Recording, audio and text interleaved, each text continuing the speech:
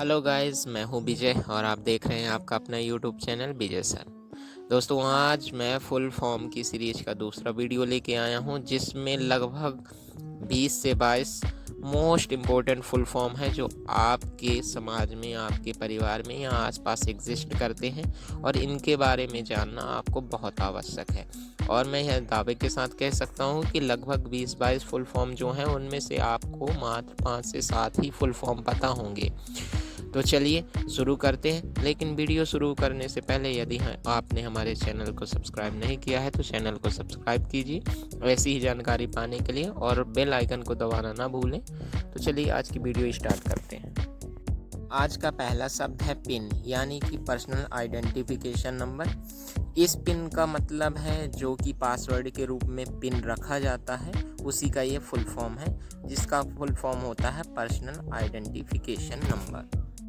दोस्तों, इस पिन को देख के आप पुराना वाला पिन नहीं समझिएगा। ये एक और भी शॉर्ट फॉर्म के रूप में पिन होता है जो कि आपके एरिया का कोड होता है, जिसे आप पिन कोड के नाम से जानते हैं। तो उस पिन कोड वाला पिन का फुल फॉर्म होता है पोस्टल इंडेक्स नंबर। अब बारी आती है पैन की। पैन यानी कि परमानेंट अकाउंट नंबर। इस पैन का संबंध है एक आईडी से जो कि इनकम टैक्स के क्षेत्र से संबंधित है। जब आपको टैक्स वगैरह की जानकारी या टैक्स भरना होता है तो ये आईडी जरूर प्रयोग में लाई जाती है या प्रयोग की जाती है। तो उस जो पैन कार्ड वाला पैन है उसका फुल फॉर्म होता है परमानेंट अकाउंट नंबर। अब बारी आती है OTP की। OTP का नाम आपने कभी ना कभी तो ज़रूर सुना होगा। लगभग ये प्रतिदिन प्रयोग किया जाने वाला शब्द है जिसका फुल फॉर्म होता है वन टाइम पासवर्ड, अर्थात एक ऐसा पासवर्ड जो सिर्फ एक बार ही प्रयोग में लाया जा सकता है, उसके बाद इनवैलिड हो जाता है। और पासवर्ड, वन टाइम पासवर्ड का प्रयोग अधिकतर मोबाइल के थ्रू ही आता है, SMS के थ्रू, और उसके बाद डालने के बाद आपका पासवर्ड वैलिड होता है। KYC यानी कि नो योर कस्टमर। अधिकतर आपने इसका नाम बैंक या फिर आपके पंचायत में सुना होगा, क्योंकि KYC के माध्यम से अपने कस्टमर के बारे में जाना जाता है, या जो कस्टमर है उसकी जानकारी को अपडेट करने के लिए KYC की जाती है। तो KYC का फुल फॉर्म होता है नो योर कस्टमर। UPI यानी कि यूनिक पेमेंट इंटरफेस। यह ऑनलाइन ट्रांजैक्शन करने के लिए एक आईडी है जो कि ये आपका मोबाइल नंबर भी हो सकता है, और ऑनलाइन पेमेंट करने के लिए इसकी आवश्यकता पड़ती है, जिसका फुल फॉर्म होता है unique payment interface. QR code में आने वाला शब्द QR का फुल फॉर्म होता है क्विक रिस्पॉन्स। यह जाल के रूप में एक कोड होता है जो कि आप मोबाइल के द्वारा स्कैन करते हैं और उसके बारे में क्विक रिस्पॉन्स प्राप्त कर लेते हैं। तो QR का फुल फॉर्म होता है क्विक रिस्पॉन्स। ID यानी कि आइडेंटिटी डॉक्यूमेंट, या हिंदी में आप कह सकते हैं पहचान पत्र। तो पहचान पत्र को अंग्रेजी में ID शॉर्ट फॉर्म के रूप में कहा जाता है, जिसका फुल फॉर्म होता है आइडेंटिटी डॉक्यूमेंट। आपने कहते हुए तो बहुत बार सुना होगा, लेकिन एक्चुअल में इसका शायद आपको मतलब ना पता रहा हो। पेटीएम नाम तो शायद सबने सुना होगा, लेकिन कभी भी इसके बारे में सोचने की कोशिश नहीं किया होगा कि ये पेटीएम होता क्या है।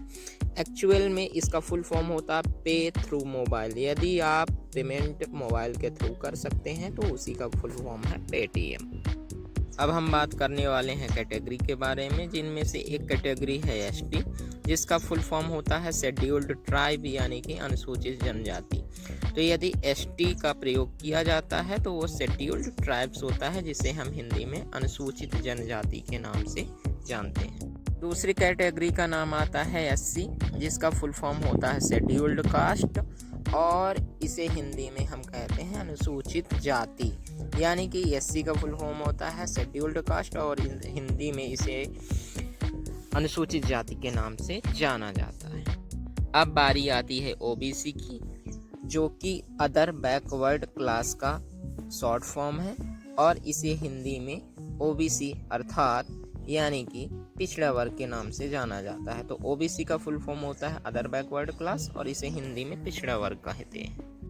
UG शब्द का फुल फॉर्म होता है अंडर ग्रेजुएट, जिसे आप हिंदी में स्नातक के नाम से जानते हैं। यानी कि जब भी आप UG का इस्तेमाल करते हैं तो इसका ये मतलब होता है कि 12th के बाद की जाने वाली 3 साल की डिग्री, जिसे स्नातक कहते हैं, उसे हम अंग्रेजी में अंडर ग्रेजुएट यानी कि यूजी भी कहते हैं।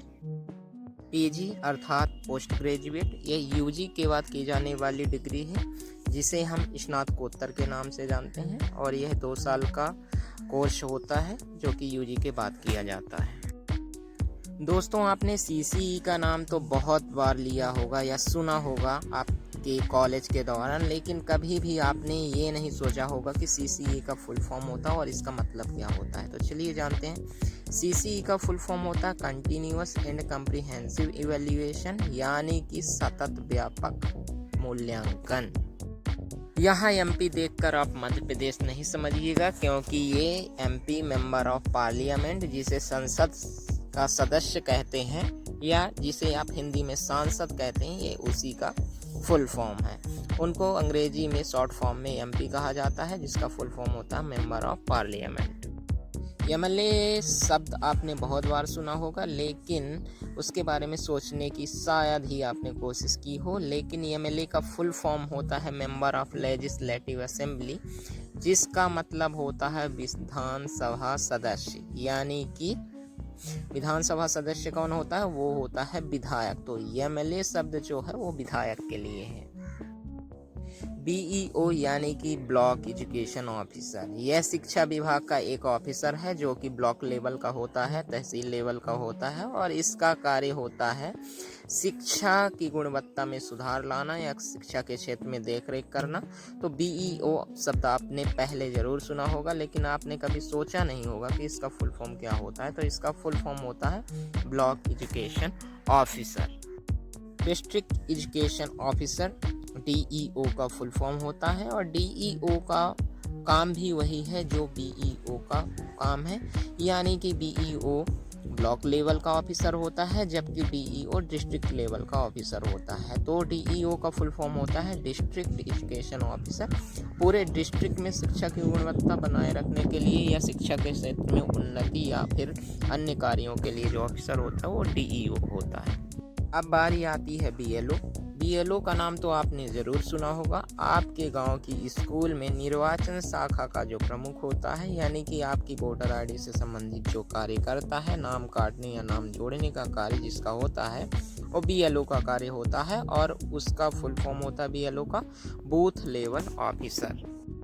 एलपीजी हमारे घरों में उपयोग की जाने वाली गैस, जिसे हम खाना पकाने में उपयोग करते हैं, उसे एलपीजी गैस कहते हैं, जो कि फुल फॉर्म होता है लिक्विफाइड पेट्रोलियम गैस।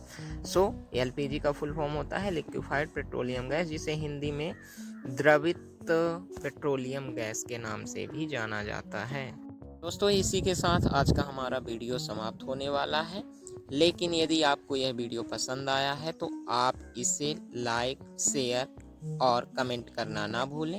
और अभी तक आपने अगर हमारे चैनल को सब्सक्राइब नहीं किया है तो चैनल को सब्सक्राइब कर लें। और दोस्तों, इसका शॉर्ट फॉर्म फुल फॉर्म वाला वीडियो पार्ट 1 नीचे डिस्क्रिप्शन में लिंक दी गई है, आप वहां से देख सकते हैं। और कमेंट करके आपको ये भी बताएं कि आपको यह वीडियो कैसा लगा और अगला वीडियो आपको किस बारे में चाहिए।